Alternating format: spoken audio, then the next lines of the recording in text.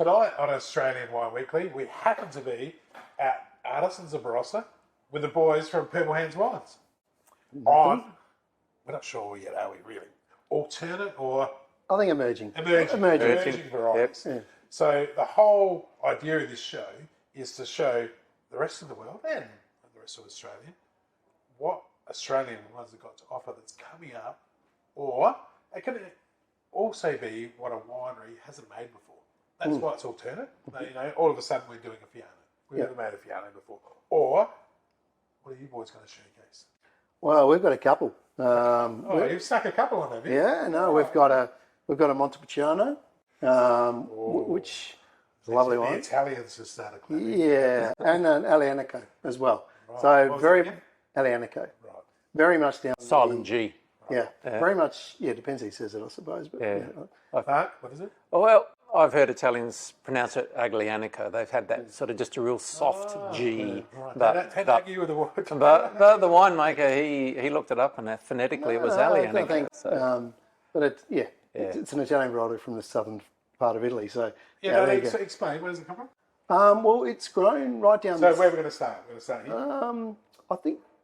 Now let's start with the Montepulciano. Right. All right. Yeah. We'll start with the Monte. Yeah, start with the Monte. So Montepulciano is we planted this in our vineyard 10 years ago now. Right. We were looking at, obviously we had Shiraz, we were making Grenache and Mataro and a few other bits, but we both had a love for Italian wines. They offer something different, and they're actually so suited to our climate. That's the big thing, isn't it? Enormous. Yeah. Enormous. Finding the right variety for the right climate is the big change in the emerging varieties, isn't it?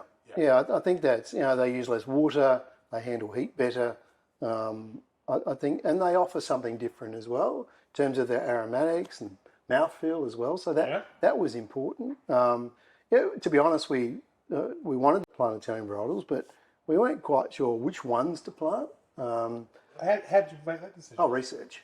Research. Yeah, and that meant lots of drinking. Yeah, I seriously did. Why not?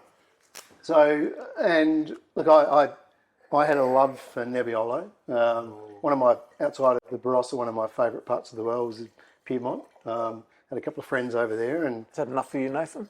A little bit more. But it was a bit too warm to plant Nebbiolo in the Barossa.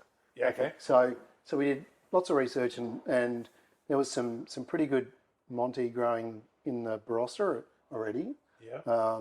But some of the wines we looked at were fabulous, really fabulous. So we decided to put some of that in the ground, and I'm so glad we did, because and that was 10 years ago. 10 years ago. So what other vintage were we up to for?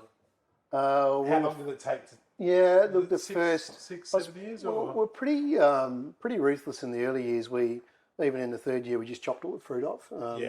So and let the vines develop a good root system. So and then in 14 we made a bit, but we didn't decide not to bottle it. And 15 was the first year where we bottled it, and we thought it was good enough. It's got to be a certain standard. Yeah, that's right. And then as time has gone by, and we learn how to manage the vineyard as well a bit better. Okay. You say we, I don't reckon Mark's done a great deal in the vineyard. Oh, don't worry. He's out there. Well, I mean, one thing with Italian varietals is they tend to grow big crops. And if you're a greedy grape grower, which most aren't,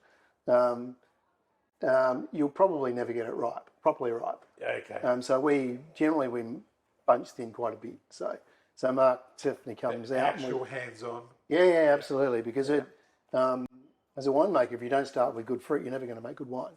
So the effort to go through, generally Christmas holidays or something like that, and actually thin out the vine is very much worthwhile. Did you tell you that when you started? Yeah. It was a real fine print down the bottom of the contract. Right. But, You'll never have a Christmas. So getting it right in the vineyard is a critical part. And then not buggering it up in the winery is the next bit. And if all that goes well, you tend to end up with a pretty smart wine. Yeah. Right. So let's get into the wine anyway. Colour-wise, it's actually a really dark colour. Yeah, it's surprising, isn't it? Monte tends to always throw. It's always colour. I would almost say plum. Yep. We'll probably say something a little bit more wine wanker licorice, but I'll just say it looks a little bit like a plum, dark cherry. In fact, it smells like dark cherries too. So Right, does it? yes, it does a bit. I should stop reading the back of the book. No, it's an interesting variety on the nose because it's got this sort of, I don't know, it's hard to describe, but there's almost a rusticity to Italian varietals. It's hard to it's hard to nail, to be honest. So they have this sort of forest floor. Yeah, a little bit of that. bit of that. Yeah, I'll probably borrow that from someone else. no, that's all right. Don't worry, I'll be But this is obviously quite fruit driven still. It is. Yeah, But and that's our style too. Though we loved the purity of fruit in our wines. so you're trying to preserve that. Yeah, without giving away too much on the palate either. So, Well, cheers. Cheers. Cheers. Don't worry about waiting for us. No, I didn't. You know, I can't wait for you.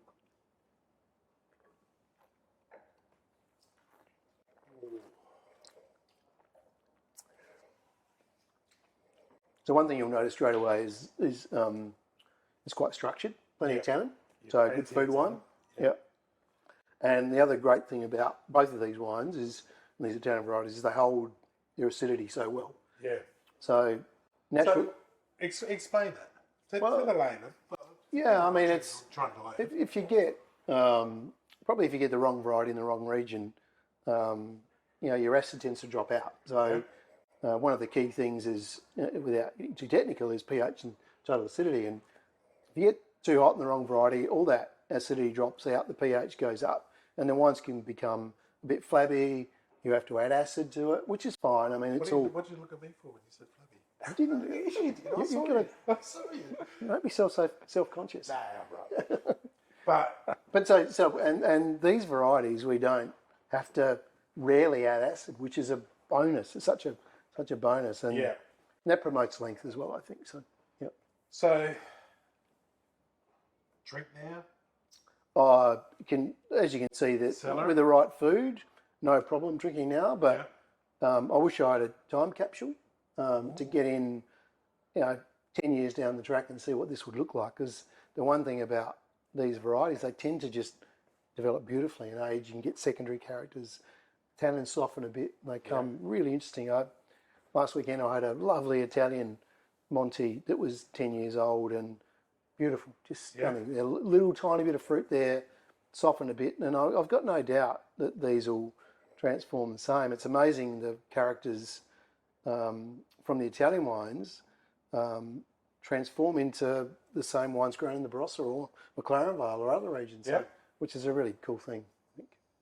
Where else in Australia is it grown well?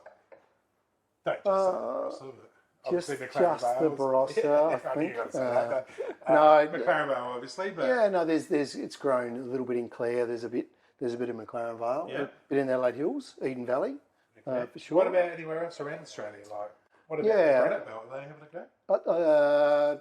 Good question. We have to ask Jimmy. I think a little bit is grown up. But Dave, can't remember. No, there's some. Hazy up there. I know he grows some. Yeah. And there's a little bit in Heathcote as well, I think. What about outside of Italy, around the world, Australia? Where else? Anywhere? I know I've been to Marlborough and there's a Hans Herzog over there, grows a little bit of Monty, believe it or not. So, but that's very unique. But to be honest, I don't really know. There you have it. Well done. So are you going to answer that question now for me? No, I wouldn't have it. I thought I'd ask someone who was educated. No. Research it. Put it in fine print at the bottom of the TV. We'll actually look it up and we'll bring it back up. Actually, where it's grown around the world. But of course. So, what do you think about it? As obviously, not the winemaker, but everything else. Yeah, look. Having said that, look, before we get too carried away, we do blend together and we do taste and work through what barrel goes where. So even though... So it's not all your fault. That's all right. Correct. Well, it's not all his glory when we win a medal. So Mark should not undersell himself because there's a... Yes, probably right. Yeah. So we do normally taste go and with his blend blends. We blend together. Once or twice I've won, but only once or twice. And they're the ones that went on to win the trophies? Yeah, of course. Yeah, of course. Yeah. Well, claim away you can. Yeah. So what do you think? I just love the sort of the fact that they are very different in their structure, and they are a very food-driven sort of style of wine, but they're savoury, and then that is a really good call, isn't it? They are very savoury. and they're still medium-bodied. And I look at these things, because I love my pizza and pasta and sort of, rich tomato sauces and charcuterie boards and all those sort of things. And this sort of style of wine, some nice salamis and cheese and meats and things. Platter, platter for the Australians, the Australians. But yeah, I love that sort of food style, and being able to crack a bottle of this on a Friday night with a spread of that out, your olives and your cheese and your cold meats and things. That's life. It tends to be a food-driven wine, doesn't it? Yeah. Because the Italians are so good at it, aren't they? I think and because of that. And everything revolves around food. Yeah, that's right. My wife's half Italian, so every time I go to her dad's, I'm in heaven. Wine, food. Yeah. Keep eating. Yeah. Yeah. You visit there. You visit there often, obviously. Jeez, flabby and fat. Right. But the amazing thing is when you show these wines to people and they close their eyes and they say, I'm back in Italy. They've been to Italy on a trip at some stage. Say it because we're going international, but I think that I've had a few Italian Montes, and this is right up there. Yeah, no, I think it's... in Australia we do wine pretty well. Yeah. And we're at that unknown quantity. We need people to know more about it. But this is right up there with the Italians. Yeah, I think it's... I think we might even surpass them, sure. I'm quite happy just to sit alongside of them. That'll be fine. All right. So, what a cracking wine. Now, I'm looking forward to tasting the difference, obviously, in the next varietal. And we're going to put a bit of food with it, don't we? We do have to do a little bit of food. Okay, so the Monty, that was a cracking one. I don't know how you're going to surpass that, but I'm very interested. Yeah, the Aglianico. Yeah. Come on, same as him. No, you're not. Aglianico. Right. Yeah. Who's going to do the honours?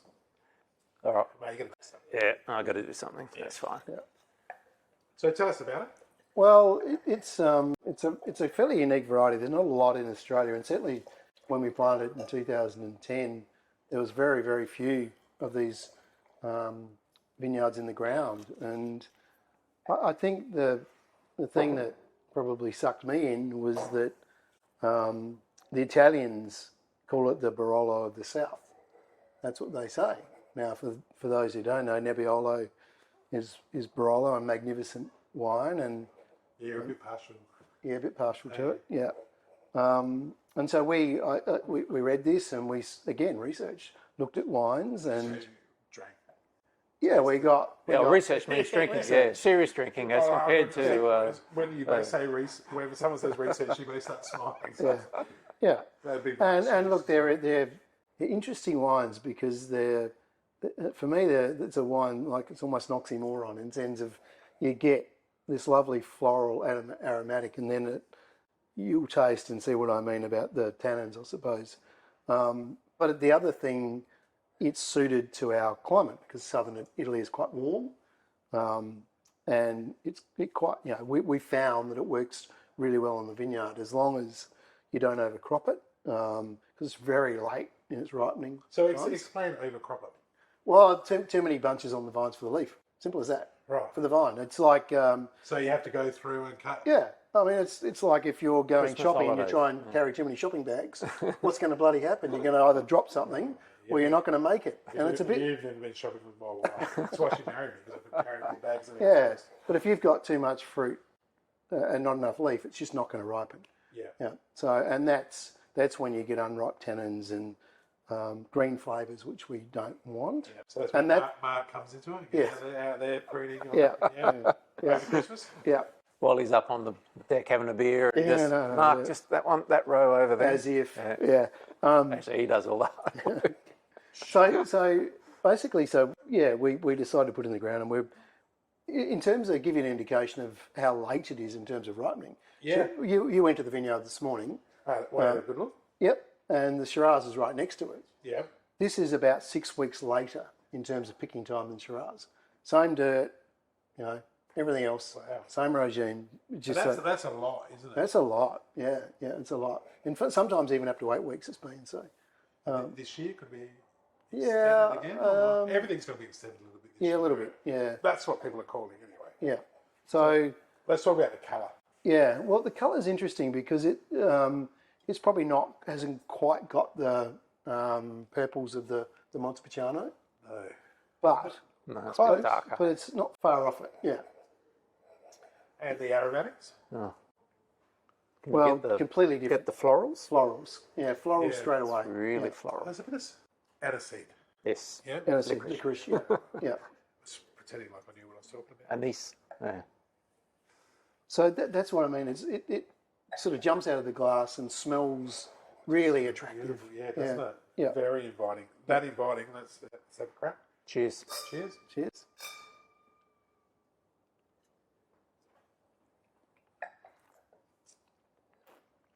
Well, that's a very different wine, isn't it? Yep. You can probably see why they call it the Nebbiolo of the South, Yeah. or the Barolo of the South, because the one thing that it has I wouldn't say it's as easy drinking. as the Monty. No, as a Nebbioli.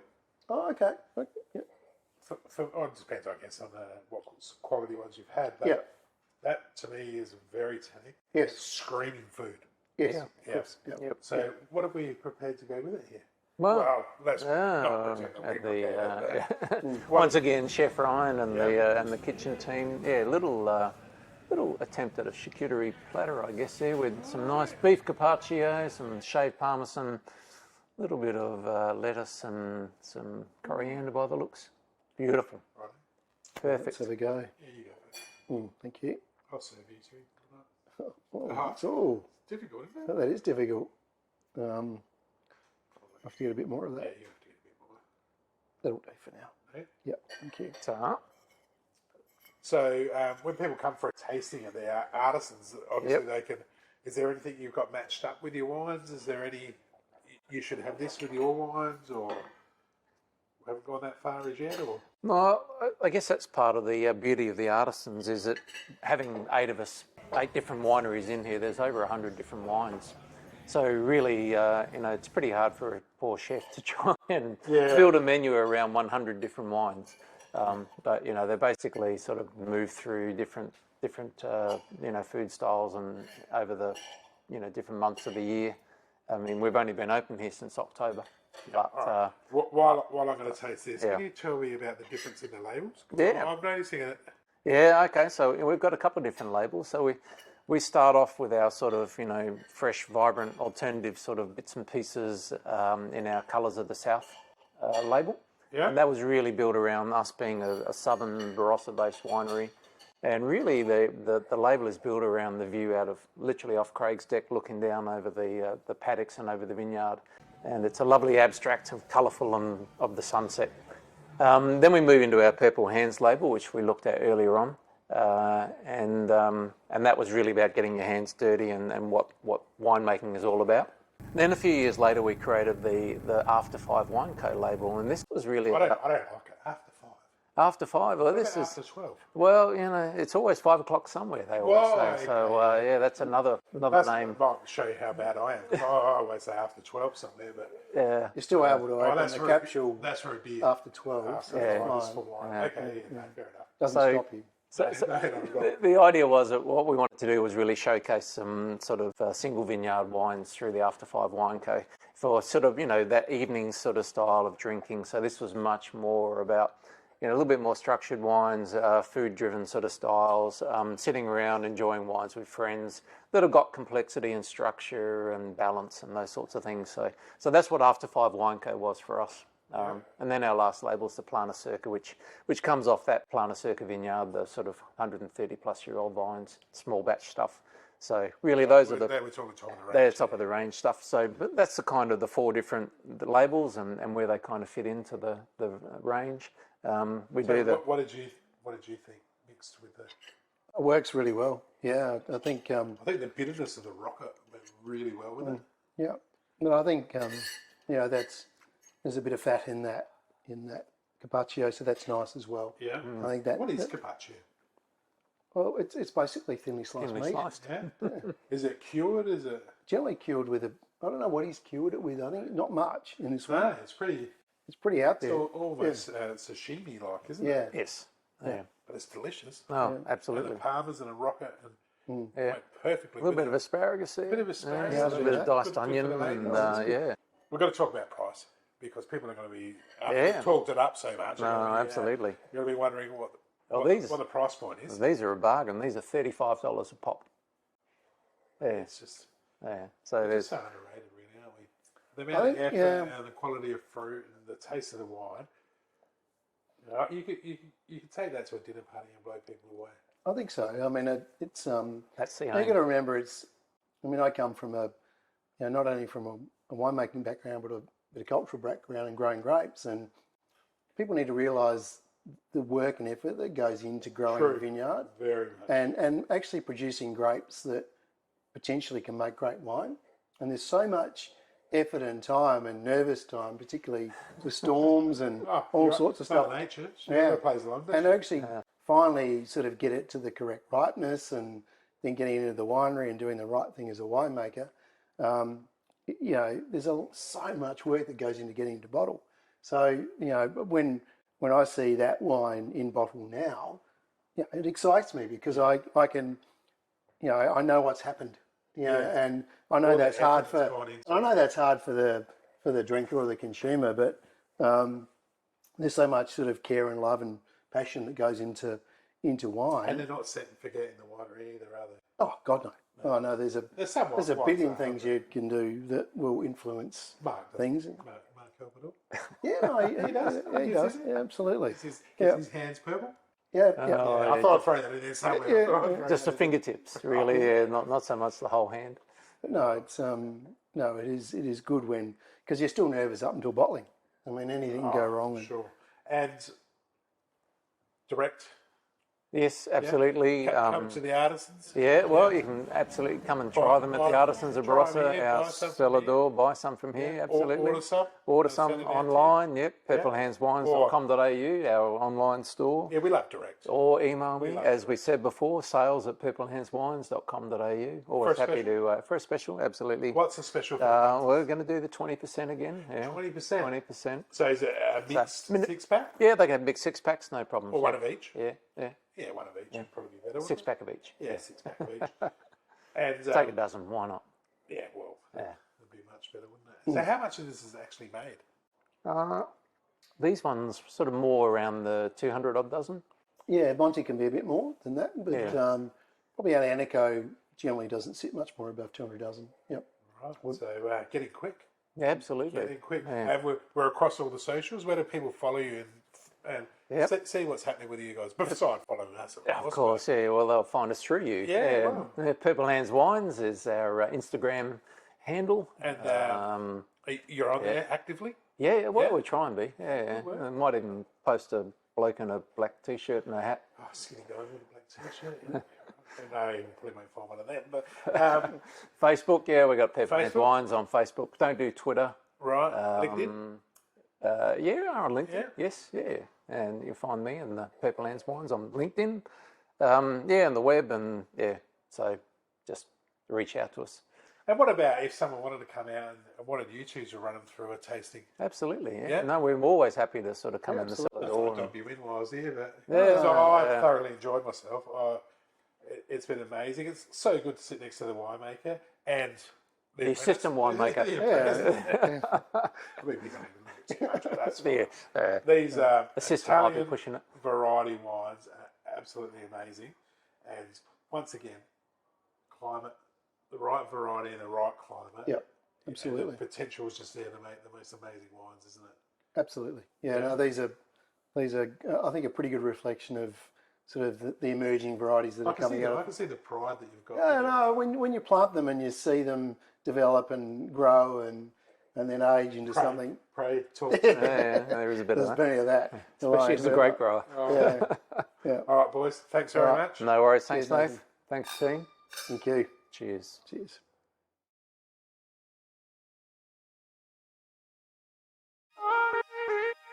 When your heart is racing, racing at